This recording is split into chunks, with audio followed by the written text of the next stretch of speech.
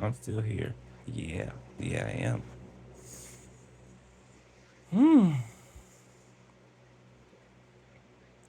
Thank y'all for praying for me too, cause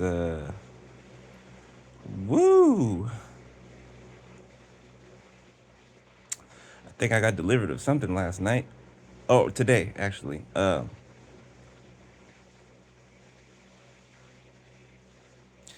It was spell work that was sent at me, but it was something that God allowed because it ended up delivering me from something. I'm not sure what yet, but I know that that did happen.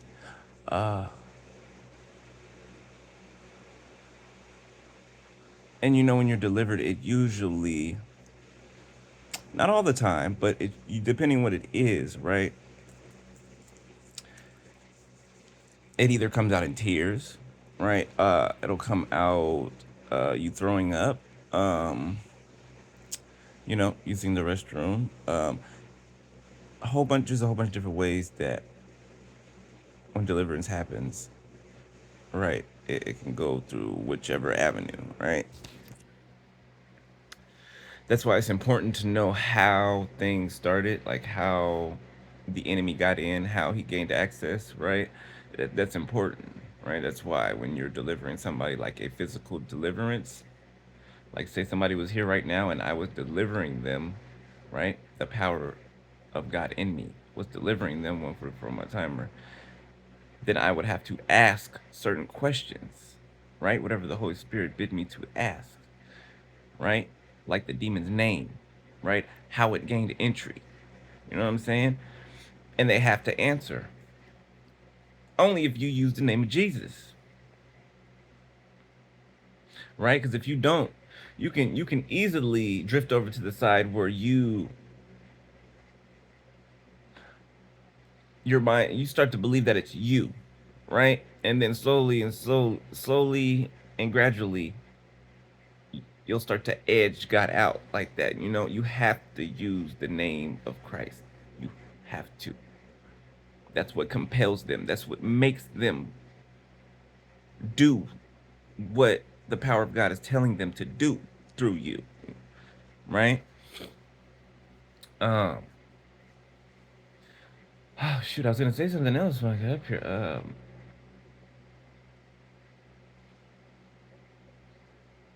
Hold on. Let me knock this back a few notches because it was something that was said on what I'm watching that reminded me of it.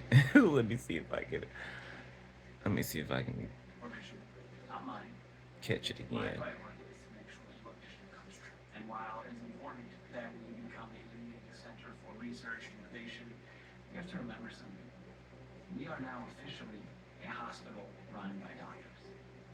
Okay, I got it. Thank you.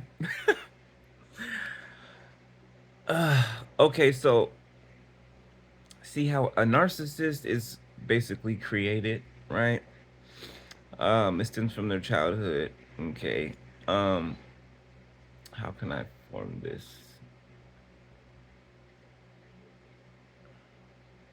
Okay, so you know, like when your child's crying, right? Your nephew, whoever, little kid, right? They're crying, right? And you tell them, stop crying. Stop crying. There's nothing wrong with you. That didn't hurt. You don't do that. That is not good parenting at all. Where's your empathy? Hmm? Where's you knowing that that child is a child? Do you know what you're doing when you do that? You're shutting down their emotions. You're shutting down what they're feeling. You're telling them that what they're feeling is not real. You're telling them that what they're feeling is insignificant, that it doesn't matter, and that they should just suck it up and deal with it. That is horrible parenting. Horrible.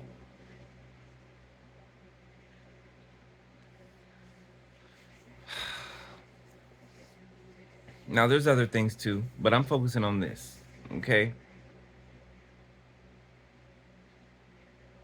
Because you know what? I wasn't, well, my grandfather raised me, right? And I would go back and forth with my mom, but my grandfather was the only person in my life that ever sat me down and talked to me about what I did wrong, right? Why it was wrong, okay? And why I either got a spanking or, punished, grounded or punished or something, right? It used to be something that I would love to do, like watch TV or play my video game or go outside and play with my friends in the neighborhood. You know, I would get punished or, depending on what I did, spanked, right? I would usually get spanked when I did something either that was dangerous and could have hurt me, right? Like killed me or really hurt me bad, or if it was something that would turn into a horrible habit and I would grow up with it, right?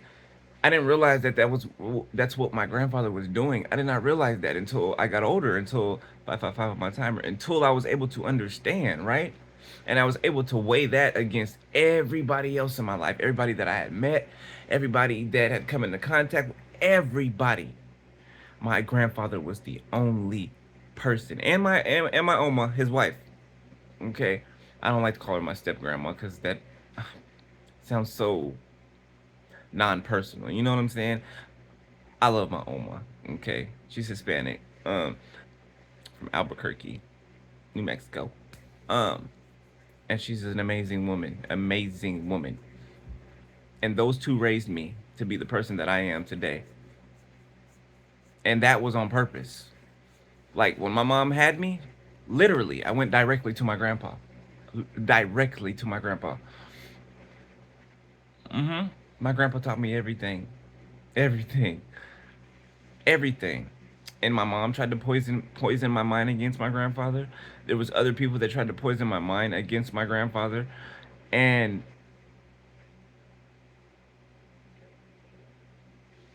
some instances I would begin to believe it, right? But then I would just as fast not believe it because I know my grandpa. Yeah, he raised me. I know my grandpa. And he's not the type of person that you guys are saying that he is. As a matter of fact, he's the exact opposite. I've never met, as what's about to be my 36 years on this planet, I have never met another human being that is like my grandfather. I have never met another human being who was like my grandfather. And I love my grandfather. I can't explain to you how much I love him. I cannot explain to you. He is the reason that I am who I am today. He's the reason that I am empathetic like I am today. Right? God being the true reason, but God put me there. That was God did that on purpose. Right? That was my grandfather's um assignment to raise me the way he did. And you know what he used to tell me? And I had no clue what he was talking about. And all it did was build my confidence over time. He used to call me Mooey. That was his nickname for me. Mooey or Moo Dog or and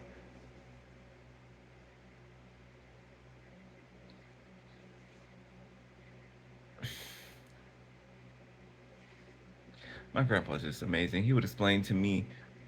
He would say, he would call me down the hallway. I'd be in the room, and he'd call me Moo Dog, and I come in there to him. I'd be like, yeah, yeah, Grandpa. He'd be like, you know, you special, right? You're the one. Like, you're special. You're the one. And I used to be like, what are you? I'd be like, Pops, what are you talking about? It just made me smile. And he was always good with that. Like, and I didn't know what he meant. And today I know what he means. Today I know what he means. So he knew something that I didn't know then. Like God had already been talking to him. He knew who I was.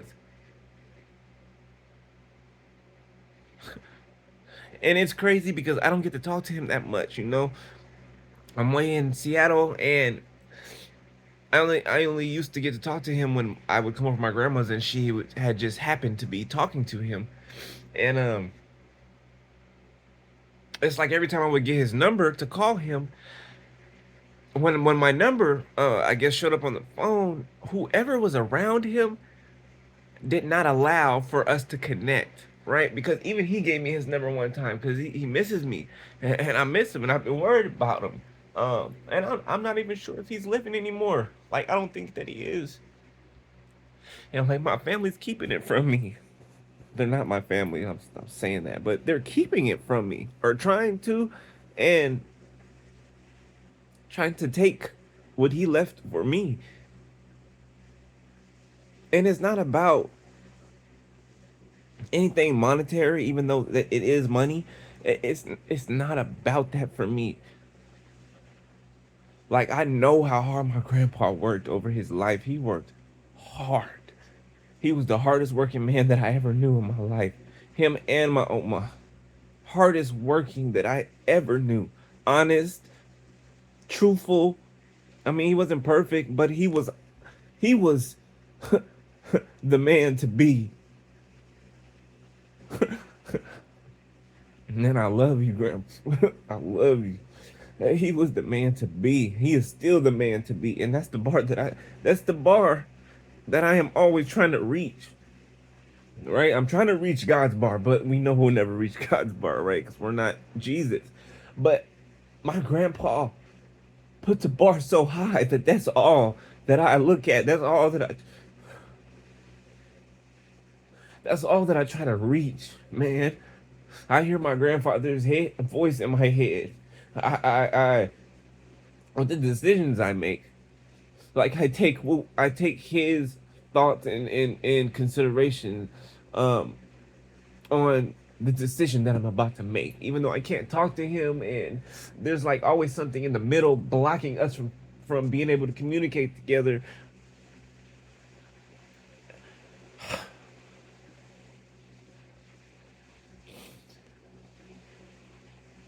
My grandfather set the bar so high.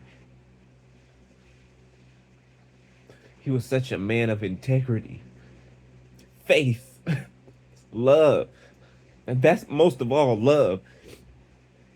We used to we had like rituals we used to do, like not weird stuff like that, but he used to take me out shopping. 1, 2, 3, 4 on my time. He used to take me out shopping. We go clothes shopping, shoe shopping, every once in a while. Every season before school started, of course, but sometimes just randomly. Um, my grandpa knows how to dress. Like, he's sharp. That's where I got my sense of fashion from my grandfather. um, the way he's in order, like, he is a person of order. My phone's about to cut off soon, so if it does, I'm sorry. He's a person of order. Um, he's neat. He's efficient. His no is no and his yes is yes. You know, that's why I'm the person I am today, and I'm so happy about that, and I'm so thankful for that. And I wish I can repay him. The best way that I can think to repay him is to be everything that God put me here to be. Everything. And not let nobody, whoever tries to step in front of that, stop that. And they will never.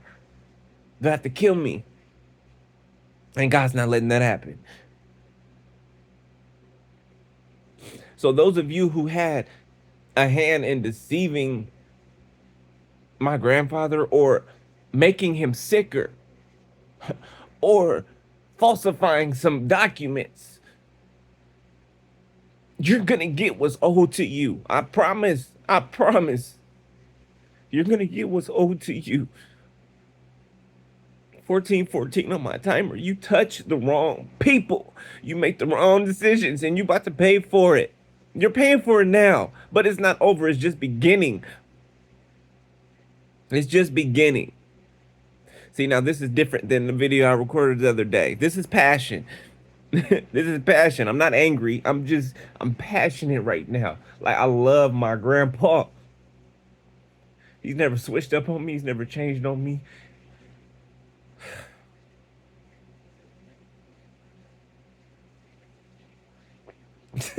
My grandpa's the reason I have the relationship with my dog that I have right now. That's crazy. Like my grandpa taught me everything. So cut it short because this video is about to cut off.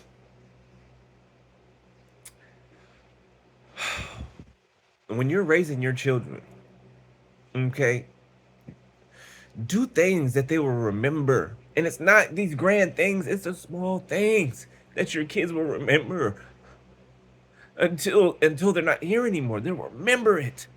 I remember my grandpa always being there at all my games. He was always there. He was always there. Always. Even my best friend I had grown up with lived around the corner. He would always tell me to stay away from there, like, you know, to stay out of trouble, and because their brother were they stayed in trouble a lot, ran in gangs and stuff. But that's my best friend, so I would sneak over there and stuff, and he knew that I wasn't gonna stop going over there because my grandpa knows the person that he raised. Like my heart is just, I have to see something with my eyes, or I used to be like that. I had to see it, right? And years later, when we all grew up, right, I had let my best friend at the time, his name was Marquell. I had let him in on something that I was battling since childhood. Like, and what happened to me, by my cousins and my dad's brother, and you know what they said? They said I can't be your friend anymore. They said I can't be your friend anymore.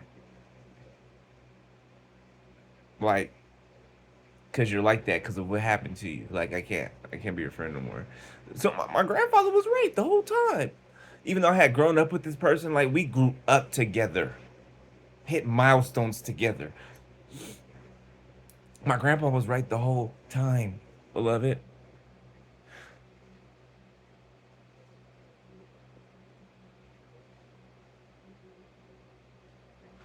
Grandpa, if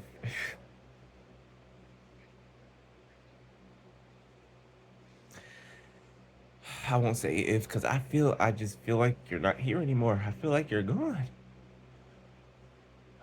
Like when somebody passes away that you're real connected to, you can feel it.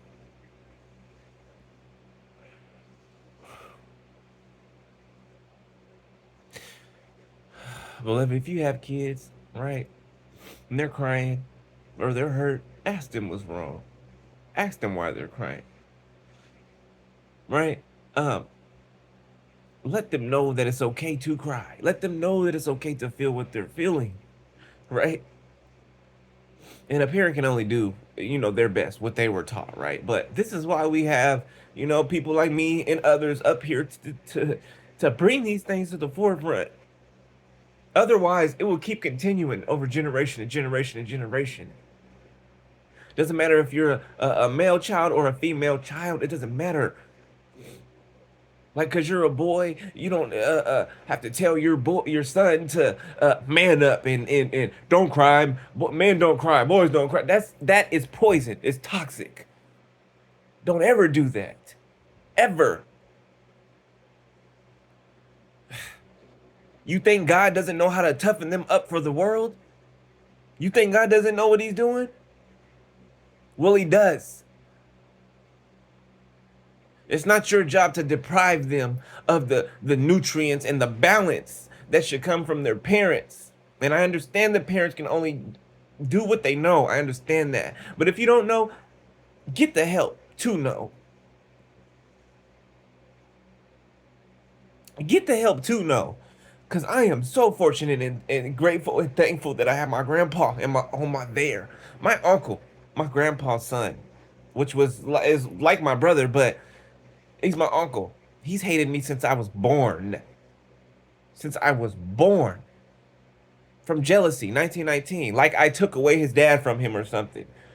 Or like my grandpa, well, maybe he did love me in a way that he didn't love. Not to say he didn't love, because he loves all his children, right? But I don't know. He loved me in a special type of way. And like people were jealous of it. My mom was jealous of it. My sisters, my siblings, everybody was jealous of it. Because of the way my grandpa loved me.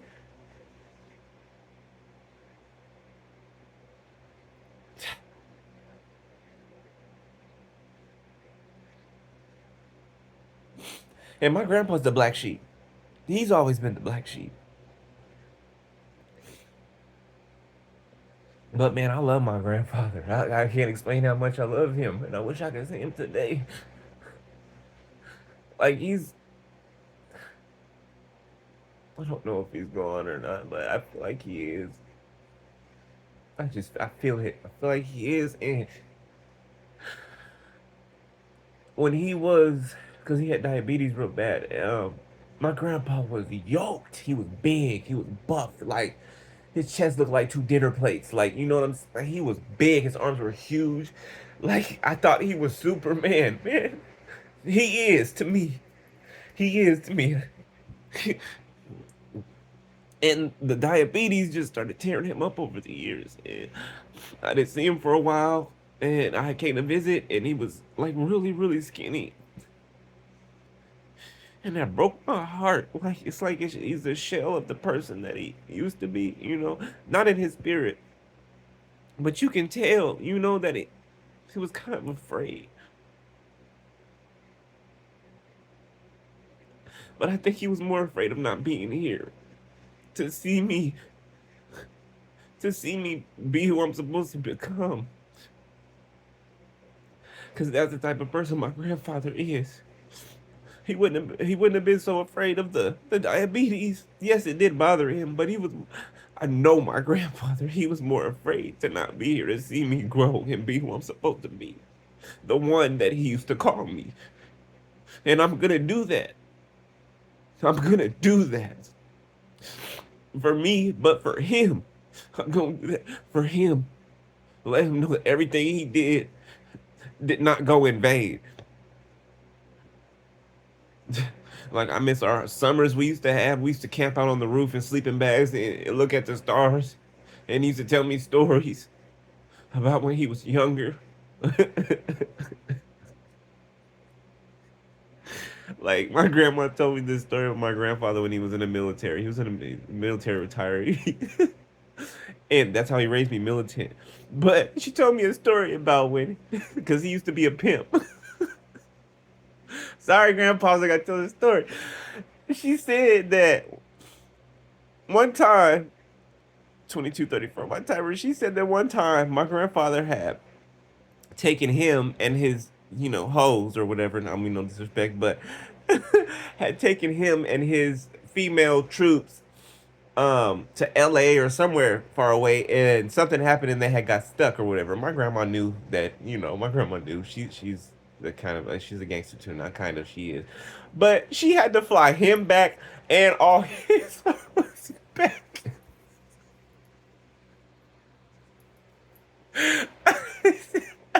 That was the funniest thing I have ever heard. My grandpa don't even know that I know that, but you know now, grandpas. But that was the funniest thing ever. But you know what that told me? That my grandfather, no matter what his shortcomings were, no matter what he did, he had internal value. He had external value. He had value that could not just be. My grandma could have easily just been like, okay, it's over. But she didn't know. She didn't know, and maybe there was a little toxicity in there, right? But the moral of the story is my grandpa got his stuff. He got it together. He figured it out, right? And then I came along, right? Later on, probably like, what was that? I was born. He was maybe like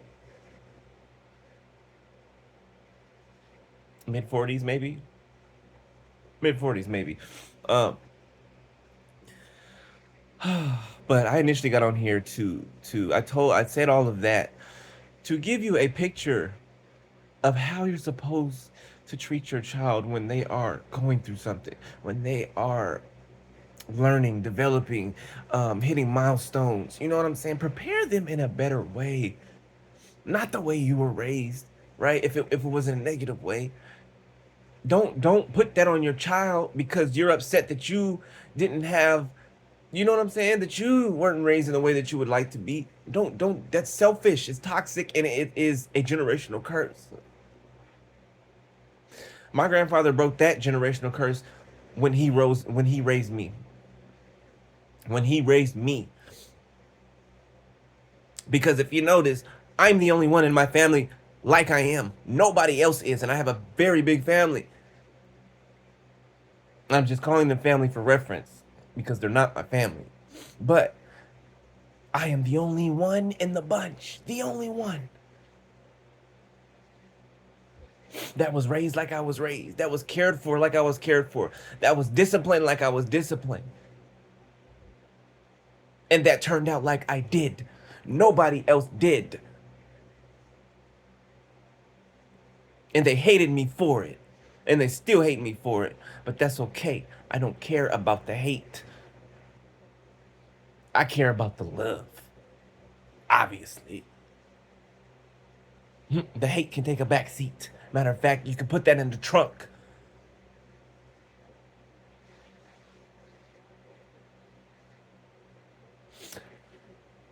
So if it is within you, beloved, if you have the intellectual capability to self-introspect, to go inside of yourself, do it in those moments.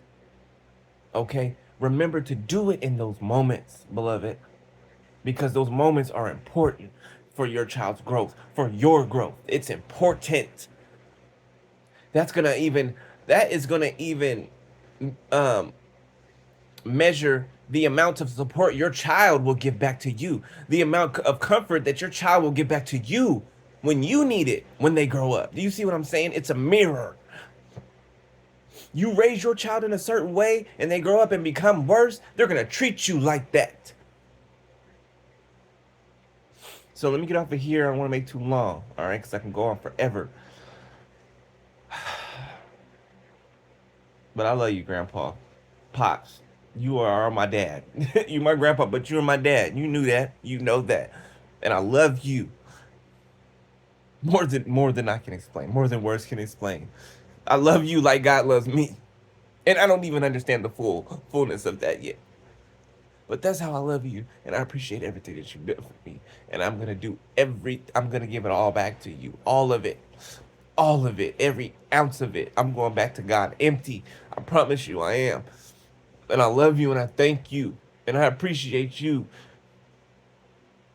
And I know that you are in you're probably in this room with me right now.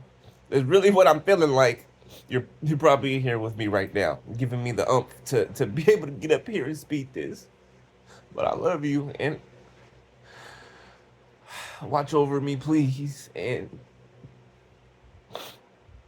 protect me and guide me. You know what? You're probably already doing it, which is why I'm saying it out of my mouth. So, thank you, and thank you, Spirit Team, because I know you're. It's not just Grandpa.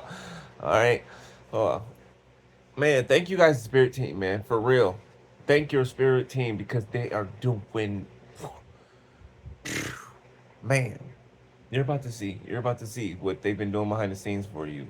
All right. I love you guys, beloved. I hope you have a great night and get some good rest. Um, if you're this morning, have a good day. All right. I love you guys. I'll talk to y'all later and God bless y'all. All right. Later. Peace.